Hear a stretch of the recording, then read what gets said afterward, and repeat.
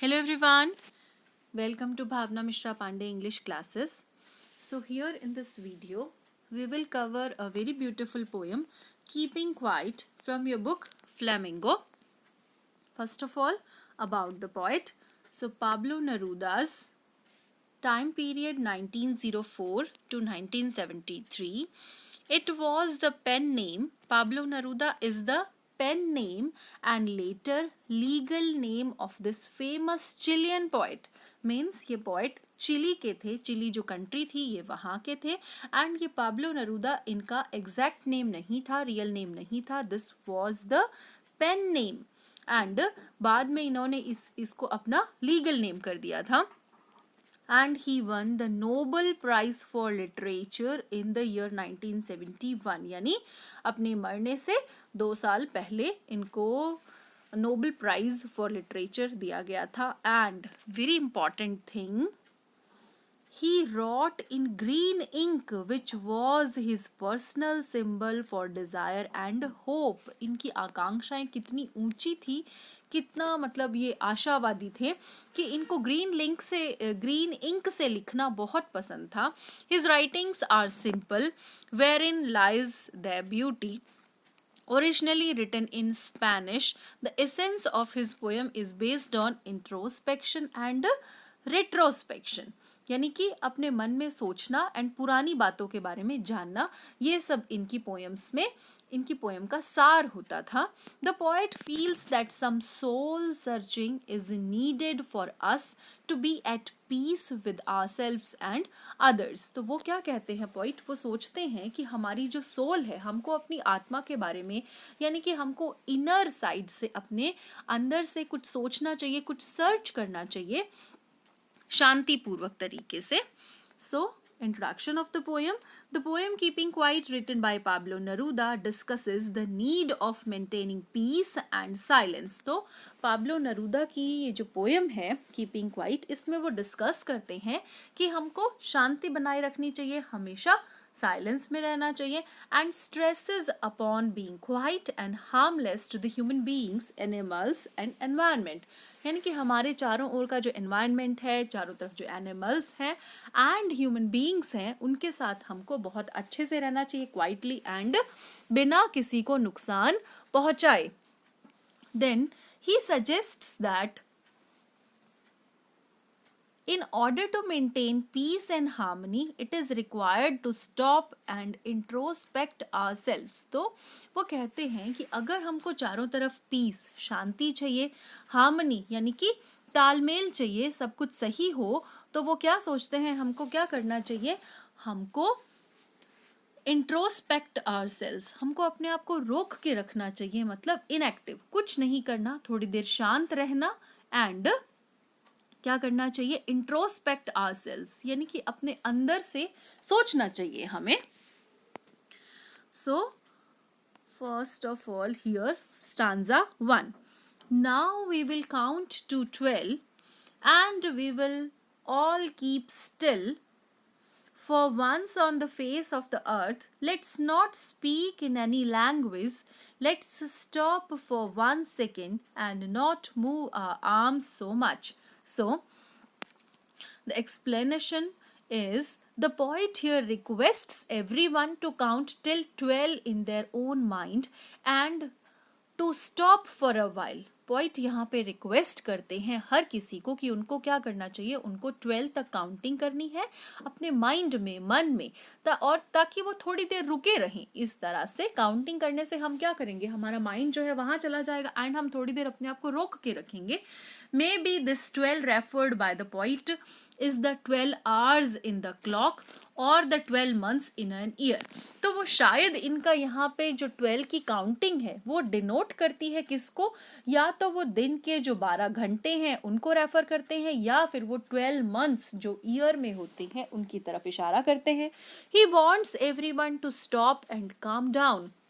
हर किसी को बोलते हैं कि आप थोड़ी देर रुक के रहो, मतलब रुको थोड़ी देर, स्टॉप हो जाओ, काम डाउन हो जाओ, शांत हो जाओ. The poet urges everyone not to speak in any language.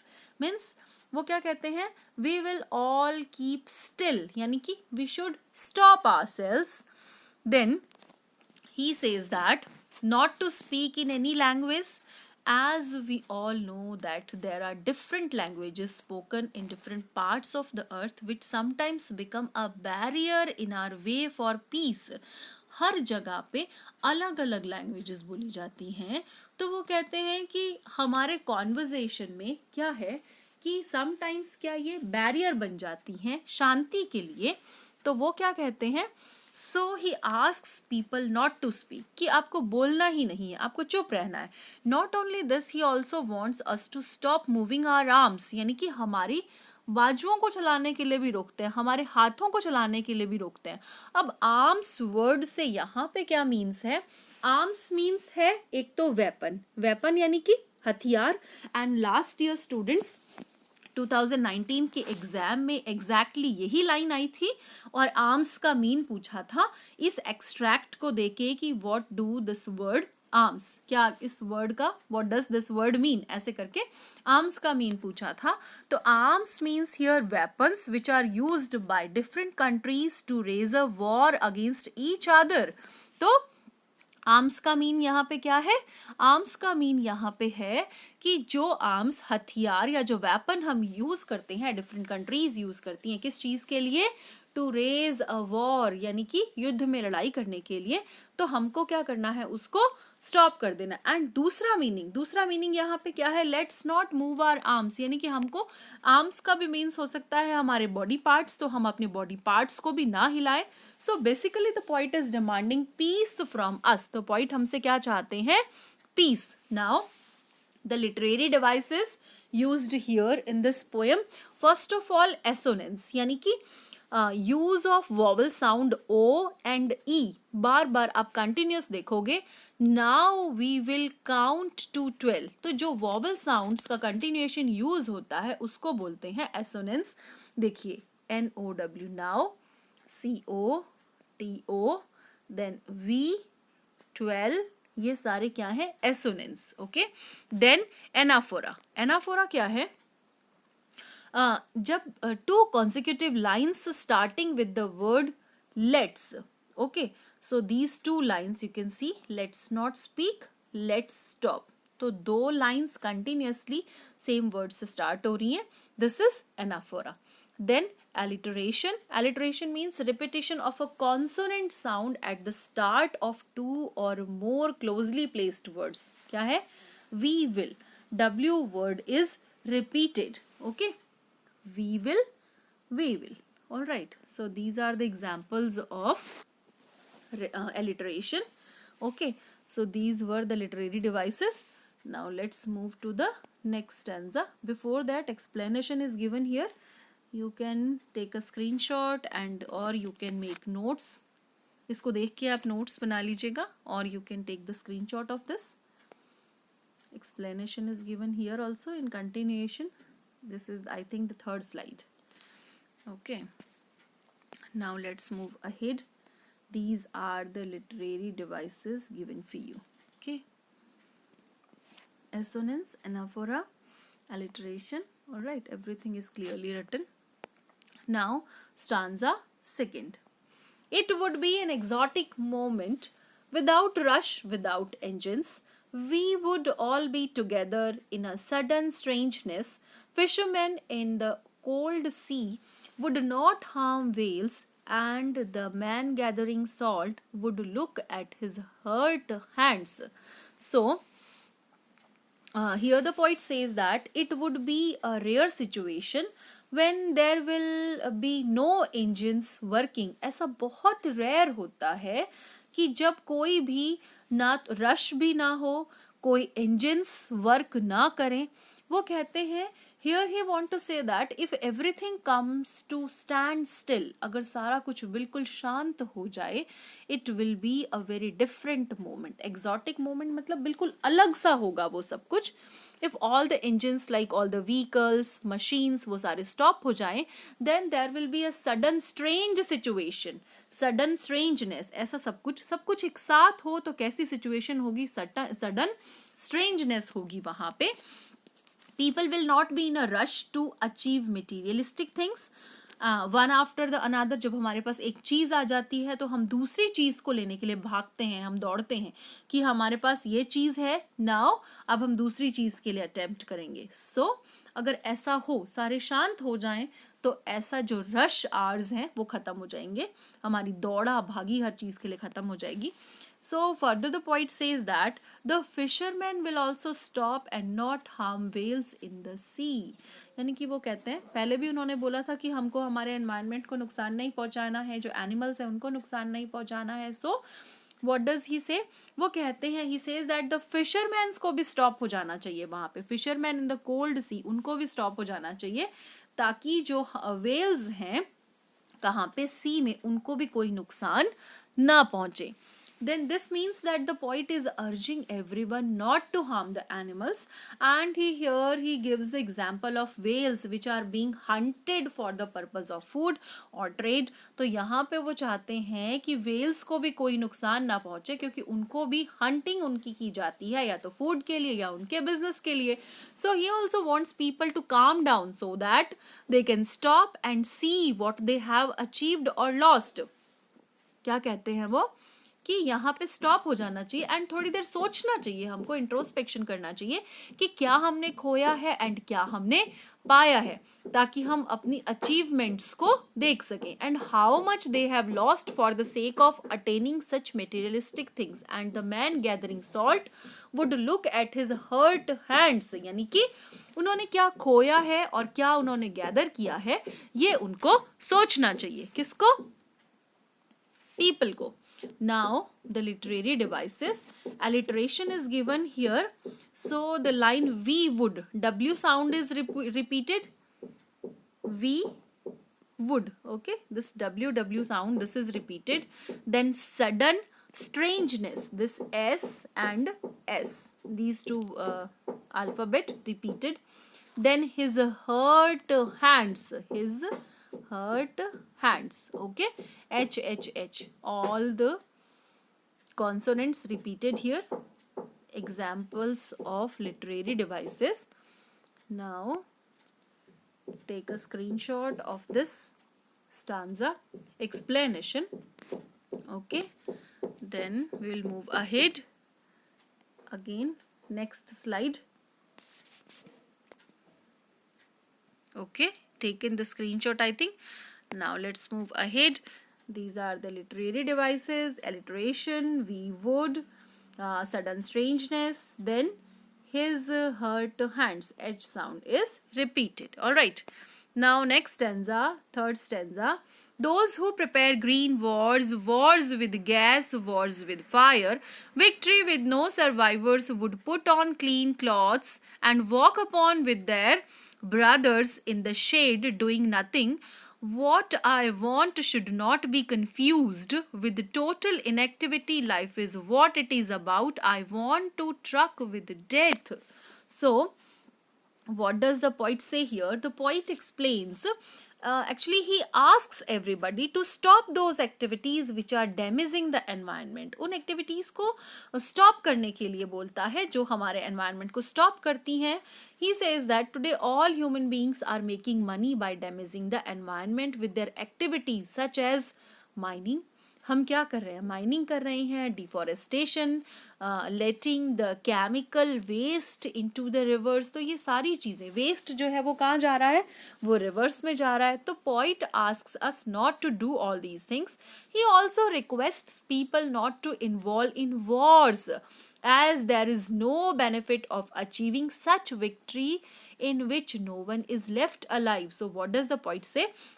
Those who prepare green wars, point बोलते हैं कि हमको ये वॉर्स नहीं करने चाहिए, चाहे वो वॉर्स हम किससे करें, गैस से, है ना, या फिर कोई हम वेपन से, फायर से, हम उससे विक्ट्री तो ले लेते हैं, हम जीत तो जाते हैं, लेकिन उस विक्ट्री को एंजॉय करने के लिए कोई सर्वाइवर ही नहीं बचेगा, तो फिर क्या मतलब उस विक्ट्री का, है ना. So he says so because wars and environmental damage will lead to no life on earth. And इस damage से क्या होगा, there won't be any life on earth. earth पे कोई भी survivor नहीं होगा. Rather he wants poet to adopt a new approach towards life and mankind. वो चाहता है कि हम क्या करें, हम एक लाइफ और मैनकाइंड के लिए एक नई अप्रोच एडॉप्ट करें, कोई नई सोच सोचें. He says that you should treat your enemies like your brothers and walk about with their brothers. And सोचें कि हम क्या, clean clothes मतलब हम बिल्कुल अंदर से बाहर तक बिल्कुल साफ हो जाएं एंड अपने एनिमीज के साथ कैसे चलें, लाइक आवर ब्रदर्स, अपने ब्रदर्स की तरह, in the shade doing nothing, means we should stop. And he says that you should treat your enemy like brothers and promote peace and harmony in the world. We should not do anything which with total inactivity, बिना कुछ किए. Life is what it is about. I want no truck with death. तो वो कहते हैं कि हमको क्या करना चाहिए, पीस को प्रमोट करना चाहिए and harmony in the world. तो हार्मनी को प्रमोट करना चाहिए इस वर्ल्ड में. Now the literary devices. Alliteration, wars with, okay, WW. So this is the example of alliteration. Then clean clothes, again the example of alliteration. Then assonance, use of vowel sound O. Then victory with no survivors. All right, after cleaning it I'll show you. Victory O, no survivors. Okay, this is assonance. All right. Then repetition. Repetition, use of the word war. Okay.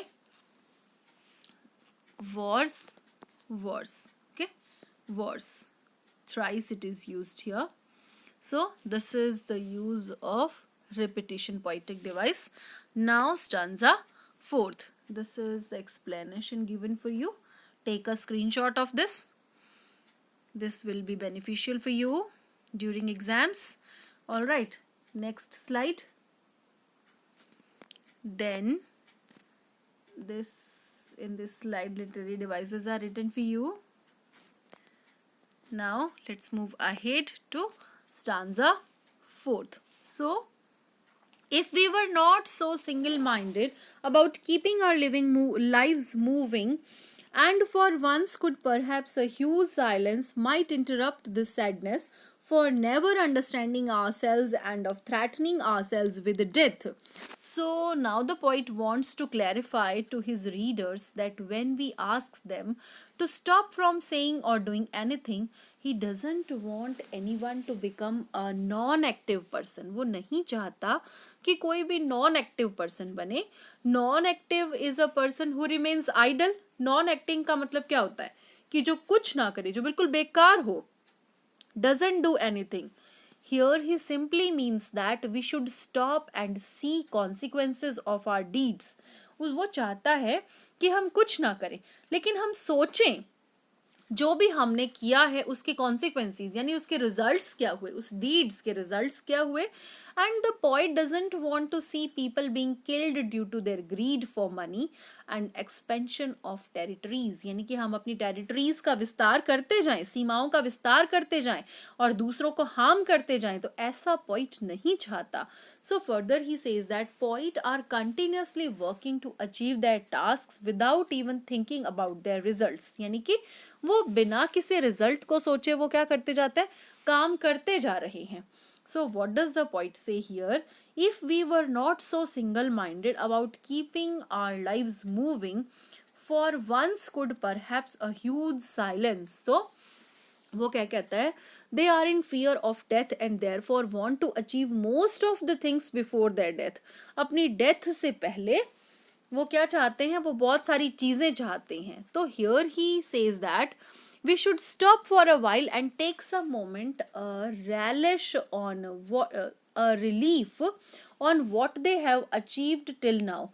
एक हमको relish या हमको relief feel करना चाहिए कि हमने क्या क्या achieve कर लिया, क्या क्या हमको मिल गया. And everyone here is living a life which he wants to achieve various things one after other. So what does the poet say? Poet says that it's time to stop and see what has been achieved and should be enjoyed. So what did he say? This will help us skip the sadness which has become so prominent in our lives, and the sadness of not enjoying what we have achieved, and the greed to achieve what next is in the list to be achieved. तो वो क्या कहता है, हमको क्या करना है, interrupt. कैसे, एक्चुअली हमको क्या करना है, ये जो सैडनेस है माइट इंटरप्ट दिस सैडनेस, यानी कि the poet says that it's time to stop and see what have been achieved. यानी कि हमको क्या करना है, अपनी लाइव्स को single minded, if we were not so single minded about keeping our lives moving, अगर हम अपनी लाइफ्स को चलने ही देंगे तो क्या होगा, for once could perhaps a huge silence might interrupt this sadness. लेकिन ये क्या होगा, ये जो सैडनेस है, this will help us skip the sadness which has become so prominent in our lives. ये बहुत ज़्यादा हो गई है हमारी लाइफ में जो सैडनेस है. तो हमको क्या करता है, ये सैडनेस क्या करती है, of not enjoying what we have achieved. और इस सैडनेस की वजह से हम ये समझ नहीं पाते कि हमने क्या कर दिया हमारी लाइफ में, क्या कुछ किया, एंड हमको ये सैडनेस इंजॉय नहीं करने देती जो कुछ भी हमने अचीव किया है. And the greed to achieve what next is in the list to be achieved. और हमको क्या नहीं मिला वो हमारी लिस्ट में सबसे आगे रहता है, वो हमको थ्रेट करता रहता है कि ये चीज हमने अचीव नहीं की, और ऐसे करते करते हमको क्या आ जाती है, डेथ आ जाती है. तो ये जो सैडनेस है हमको इसको अपनी लाइफ से हटा देना है, ताकि क्या हो, whatever we have achieved we could enjoy those things. Alright, so the literary devices, alliteration, we were, W.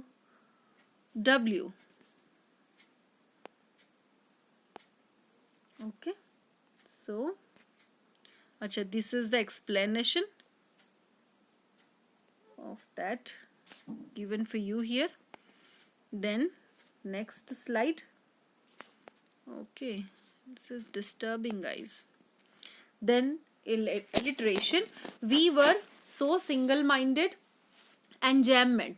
Okay, enjambment means and for once could perhaps a huge silence से लेकर के and for से लेकर के with death, यहाँ तक कोई भी कॉमा फुल स्टॉप कुछ भी नहीं है. तो this is called enjambment. All right. Now fifth stanza, perhaps the earth can teach us when everything seems dead and later proves to be alive. Now I'll count up to 12 and you keep quiet and I'll go. So here the poet says that, poet suggests the human beings that we should learn a lesson from earth. हमको इस अर्थ से कुछ सीखना चाहिए. अर्थ could teach us a lesson. अर्थ, ये जो धरती है, ये हमें कुछ सिखा सकती है. As when everything seems dead, इस पे क्या लगता है कि सारा कुछ डेड है, कुछ भी नहीं हो रहा है, ठीक है. And later proves to be alive. और बाद में ऐसे लगता है कि ये अलाइव है, क्योंकि लाइफ जो है ड्यूरिंग विंटर आप देखते हो एवरीथिंग फ्रीजेज, सब कुछ जम जाता है, it seems like dead. Okay, freeze हो जाता है सब कुछ and becomes lifeless. But when season changes and it's the onset of spring season, जब से स्प्रिंग सीजन आता है तो क्या लगता है, सब कुछ everything present in the nature such as the trees, birds, rivers gets life back.